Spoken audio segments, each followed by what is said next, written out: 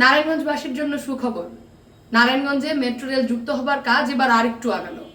ডিএমডিসিএল কর্তৃপক্ষের metro rail প্রকল্পের অগ্রগতির চূড়ান্ত প্রতিবেদনে এমআরটি 2 লাইনে নারায়ণগঞ্জকে অন্তর্ভুক্ত করার জন্য সুপারিশ করা হয়েছে।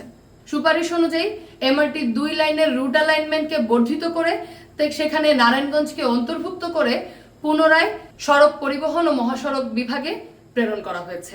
নিঃসন্দেহে এটা বিশেষ কোনো অগ্রগতি নয়, কিন্তু হুট করেই চাওয়া পূরণ হয় না, এটাও সত্য। জাতীয় রাজস্বে নারায়ণগঞ্জ সকল সময় গুরুত্বপূর্ণ ভূমিকা রাখলেও নাগরিক সেবা আদায় প্রশ্নে নারায়ণগঞ্জ সকল সময়ই অবহেলার শিকার। এমনকি মেট্রো রেল বিষয়েও আমরা বহু নাটকীয়তার সাক্ষী। কিন্তু হকের প্রশ্নে একসাথে আওয়াজ তুললে তা যে কার্যকর করা সম্ভব, এই প্রতিবেদন মূলত তারই নিদর্শন। এখনো আরো বহু পথ বাকি, কিন্তু নারায়ণগঞ্জবাসী তার নাগরিক সেবার প্রশ্নে একজোট থাকলে বহু নাটকীয়তার অবসান করেও মেট্রো রেল প্রকল্পের বাস্তবায়ন সম্ভব। এমনকি তা এমআরটি লাইন 2-এই সম্ভব।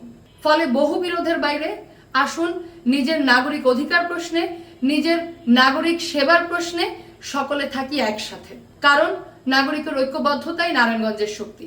সুস্থ নগর, নিরাপদ জীবন, ইনশাল্লাহ আমরাই গড়ব আমাদের নারায়ণগঞ্জ।